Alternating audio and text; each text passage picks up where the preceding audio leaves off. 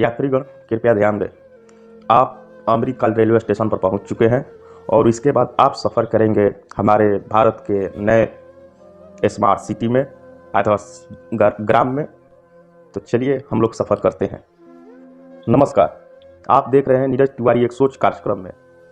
तो चलिए आज हम बात करते हैं कल जो हमारे देश के वित्त मंत्री श्रीमती निर्मला सीतारमण जी ने बजट पेश किया और उस बजट पर हम लोग कुछ चर्चाएं करेंगे, जो कि उन्होंने नाम रखा है इस बजट को अमृत का, और विजन दिया है 25 साल की, अगले 25 साल की। इस बजट में आपका अगले 25 साल का विजन है, यानी कि 100 साल की। देश की आज़ादी के बाद हम लोग अगले 100 साल में कहाँ तक जाएंगे, ये बजट का पिटारा जो है उसमें छिपा हुआ है।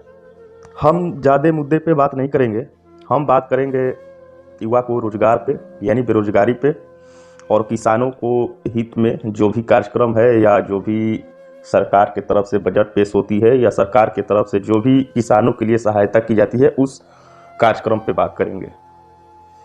तो सबसे पहले बात करेंगे हम लोग बेरोजगारी पे।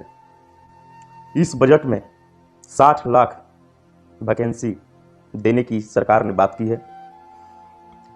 वैकेंसी का मतलब रोजगार है, मगर मुझे ये समझ में नहीं आता कि ये 60 लाख जो रोजगार है किस तरह से और कैसे मिलेगा, इसका कोई जिक्र नहीं हुआ। मैं आपको बता दूं कि अभी लगभग 10 लाख अप्रॉक्स 10 लाख के आसपास में केंद्र सरकार में अभी सीट वैकेंट है, और राज्य सरकार की बात करें तो वो भी वैसा ही है। इन सभी रिक्त पदों पे तो कोई चर्चा नहीं हुई, मगर ऐलान कर दिया गया कि 60 लाख हम रोजगार दे रहे हैं। मैं बात करूंगा, मैं सरकार से पूछना चाहूँगा कि क्या पिछले सत्र में, पिछले साल जो बजट सत्र पास हुआ था, ये बजट सत्र हमेशा लोगों के पास होते रहते हैं और लोगों को लुभान्वित करते रहते हैं, मगर वो बजट सत्र के जितने भी योजना हैं अभी तक कितने % कारगर हैं और कितने % सफल हैं, क्या कभी आप इस बजट सत्र में भी बताए हैं? या कभी के छोड़िए ना, आप एक बार पिछले बजट सत्र की जो भी गणना है उस गणना को एक बार आकर मीडिया के सामने आप उसका दस्तावेज दिखाइए कि हमने ये जो वादे किए थे उसको मैंने पूरा किया। ना पता हमारे देश की भोली भाली नागरिक कितनी बेवकूफ है कि हर एक साल देश के जुमले लोग आकर एक से एक बड़े बड़े वादे करते हैं और लोगों को जुमला देते रहते हैं, और हमारे देश के भोली भाली जनता सिर्फ वो वादे को सच समझकर खुश हो जाती है। मैं देश के जनता से अपील करता हूं कि आप सभी जागिए और सही गलत का फैसला लीजिए। खैर, मैं जुमलों से तो परेशान हूं और हमारा पूरा देश परेशान है। हमारे देश की भोली भाली जनता जो है कभी समझ नहीं पाएगी। इसी वजह से आज चुनाव देखिए किस तरह से एकदम हाई वोल्टेज ड्रामा बनकर रह चुका है। मैं बात करूंगा बेरोजगारी पे। मैं बात कर रहा था, इस साल भी लोगों को कोई रोजगार मिलने वाला नहीं है। हमारी सरकार जो भी बेरोजगारों के लिए बजट पेश होता था, उसमें पैसे पेश होते थे, उसमें भी कटौती कर दी है। रोजगार मिलेगी कहाँ से? रोजगार पे तो कोई बात ही नहीं हुई। बस 60 लाख लोगों को रोजगार देने की मैंने घोषणा की, उसके बाद क्या प्रावधान है, क्या प्रक्रिया है, ये सारी बातें खत्म। किस तरह से रोजगार दिया जाएगा इस पे तो कोई चर्चा ही नहीं हुआ। बस ये एक जुमला बंदी बनकर रह चुका है।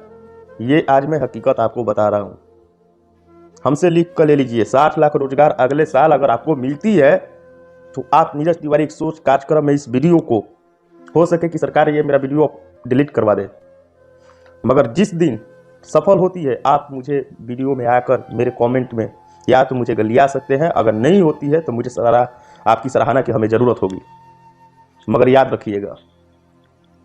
अब हम बात करते हैं किसान पे। हमारे देश के किसान को बजट सत्र में क्या मिला, तो मैं सबसे पहले बात करूं, हमारे देश के किसानों को ड्रोन मिला है। मैं ड्रोन की बात करूंगा क्योंकि हमारे सरकार ने अब तकनीकी को बढ़ावा दिया है और किसानों को ड्रोन की सहायता से खेती करने के लिए बताया है। अब ड्रोन की सहायता से हमारे किसान भाइयों के जो खेत खलिहान है उसकी निगरानी होगी, ड्रोन की सहायता से सरकार ने बोली है कि सिंचाई होगी, कीटनाशक दवाइयों का छिड़काव होगा। कितना सफल होता है देखते हैं। मगर ये ड्रोन क्यों? किसानों को आज पूंजी की जरूरत है, पैरों में चप्पल की जरूरत है, आप ड्रोन की बात करते हैं। किसान ड्रोन समझेंगे आपकी? किसानों को अभी शिक्षा की जरूरत है, किसानों को अभी रोजगार की जरूरत है, किसान के परिवारों को अभी ना आर्थिक रूप से मजबूत होने की जरूरत है। आपको पता है, हम राजनीतिक लोगों से बात नहीं कर रहे हैं, हम अपने देश के नागरिक से बात कर रहे हैं। हम अपने देश के नागरिक से ये पूछना चाहते हैं, क्या आपको पता है कि हमारे देश के किसान की वार्षिक आय कितने रुपए हैं? आपको नहीं पता है, मैं आपको बता रहा हूँ। हमारे देश के किसानों के वार्षिक आय आप सुनेंगे ना तो आपके पैरों तले जमीन निकल जाएगी। हमारे देश के किसानों का वार्षिक आय मात्र 30,000 रुपया है, मात्र 30,000 रुपया है। क्या इससे हमारे किसान भाइयों की स्थिति में सुधार आएगी? नहीं आएगी। ये सरकार की गणना के हिसाब से है, मैं अपने से नहीं बोल रहा हूँ, ये सरकार की गणना में निकला हुआ है। हमारे देश के किसानों का वार्षिक आय एवरेज 30,000 रुपया है। अब बताइए, जिनका वार्षिक आय 30,000 रुपया है वो क्या ड्रोन चलाएंगे? मैं सरकार की अब बात करता हूं। हमारे सरकार ने बजट में किसानों के एग्रीकल्चर के लिए जो बजट पेश किया गया था, उस बजट में जो पैसे पिछले साल थी उसके हिसाब से लगभग इस साल आधी कर दी गई है। क्या तो किसानों को अभी ज़्यादा पैसे की ज़रूरत नहीं है, ये पैसा हमारे देश को आर्थिक रूप से मजबूत करने में काम आएगी, क्योंकि हमारा देश मजबूत होगा, क्योंकि हम अगले 25 साल का विजन देख रहे हैं और ये अमृतकाल है। अभी अमृतकाल, मैंने आपको बताया पहले कि यात्रीगण कृपया ध्यान दें, हम अमृतकाल में प्रवेश कर रहे हैं। आपको याद होगा कि साल 2015 में जब हमारे देश के यशस्वी प्रधानमंत्री नरेंद्र मोदी ने बजट सत्र पेश किया था, तो उस वक्त अपना विजन बताया था अगले 25 साल की, यानी हमारे देश के 75वें वर्ष में, यानी साल 2022 में हमारा देश अमृतकाल में प्रवेश कर जाएगा। मुझे तो नहीं लगता हम कितने अमृतकाल में प्रवेश किए हैं। हाँ, बेरोजगार लोग बेरोजगारी का विष जरूर पी रहे हैं, किसान लोग सरकार की मार की विष जरूर पी रहे हैं, आर्थिक रूप से तंगी का विष जरूर पी रहे हैं, हमारा देश आर्थिक रूप से कमजोरी का विष जरूर पी रहा है। हाँ, अमीर लोग, कुछ चंद लोग, राजनीति लोग खुशहाल हैं, क्योंकि वो लूट मार करते रहते हैं, क्योंकि हमारे गरीब के हक के जितने भी पैसे सारे उन्हीं लोग के पेट में जाते हैं ना, तो वो लोग खुश हैं, उन लोग के लिए अमृतकाल है। मगर जो जेन्युइन देश के लिए जो बेरोजगार युवा है वो विष पी रहा है, जो हमारे देश के किसान है वो विष पी रहे हैं। आप पता कर लीजिए, अभी कुछ साल पहले की मैं बात कर रहा हूँ, कुछ दिन पहले की बात कर रहा हूँ, पंजाब में आपने देखा किसान किस तरह से आंदोलन किए थे, क्या वो अमृत पी कर आए हुए थे क्या वहाँ पे? अभी रेलवे के लिए बहुत सारे लोगों ने धरना प्रदर्शन किया था, क्या वो लोग अमृत पीने के लिए वहाँ पर गए थे? अभी देश में कोरोना काल में जिस तरह से महामारी चल रही है, कोरोना काल क्या अमृत लेकर आई थी? अमृत पी रहे हैं? नहीं, हमारा देश कोरोना काल की वजह से एक तो और पीछे चला गया आर्थिक रूप से, और हमारे देश के नागरिक लोग टूट गए, और आप बोल रहे हैं कि अभी हमारे देश के नागरिक को कुछ देने की जरूरत नहीं है। हाँ, आप कारोबारियों को, भले आम नागरिक को टैक्स में कोई सहूलियत मिली या ना मिली हो, मगर आपने कारोबारियों लोगों को जो टैक्स में 17% था वो घटाकर 15% कर दिया, तो उनको फायदा मिली है। आप इंफ्रास्ट्रक्चर पे बातें कर रहे हैं कि हमारे देश में इंफ्रास्ट्रक्चर की बात हो रही है, तो इंफ्रास्ट्रक्चर हमारे देश के आम नागरिक और या किसान लोग तो नहीं जाएंगे ना उसका टेंडर लेने के लिए, वो बड़े बड़े बिजनेसमैन लोग जाएंगे। हाँ, वो लोग अमृत जीवन में जी रहे हैं, क्योंकि वहां पर जाएंगे वो लोग टेंडर लेंगे, उससे पैसा चोरी करेंगे। रोजगार तो मिल कहाँ रही है? हाँ, रोजगार आप देने की बात की है, क्योंकि 2000 किलोमीटर या 20,000 कुछ आंकड़ा में एग्जैक्ट नहीं बता सकता हूँ, आप रेलवे ट्रैक बिछाने की बात कर रहे थे, रोड बनाने की बात करते हैं, उसमें लोगों को मजदूरी कराने की, रोजगार की बात की है। बिल्कुल आपने बात की है। लोग हमारे देश के नागरिक जो है ना, मजदूर बनने के लिए आप लोग तैयार रहिए, क्योंकि आप अमृतकाल में प्रवेश कर चुके हैं। मैं अमृतकाल रेलवे स्टेशन से उतरकर स्मार्ट सिटी की बात कर रहा था। दोस्तों, पिछले बजट सत्रों में आपको याद होगा स्मार्ट सिटी इतनी स्मार्ट निकली कि चुपचाप निकल गई। इस बजट सत्र में तो उसका कोई जिक्र ही नहीं हुआ।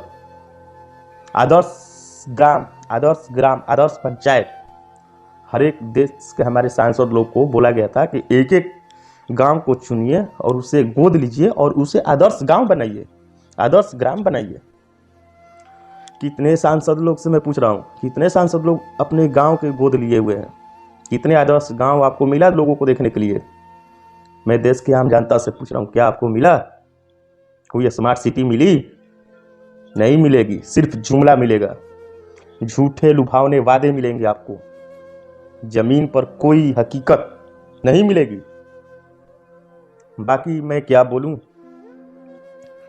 बजट सत्र की जहां बात है तो मैं गोदी मीडिया या मोदी मीडिया, फोदी मीडिया ऐसी बात नहीं करूंगा, आप उस मीडिया की बात करूंगा। पहले तो मैं मीडिया की बात कर रहा हूं। मीडिया का काम है निष्पक्ष पत्रकारिता करना, मगर आज के डेट में मीडिया कुछ सरकार के पक्ष में हो जाती है, कुछ विपक्ष में हो जाती है। तो जो सरकार के पक्ष में रहती है, सरकार का जो कुछ काम होता है, सही काम होता है, जेन्युइन होता है, तो उस पर देखिए कितने एग्रेसिव रूप से अपना थॉट रखती है, अपना स्टेटमेंट देती है।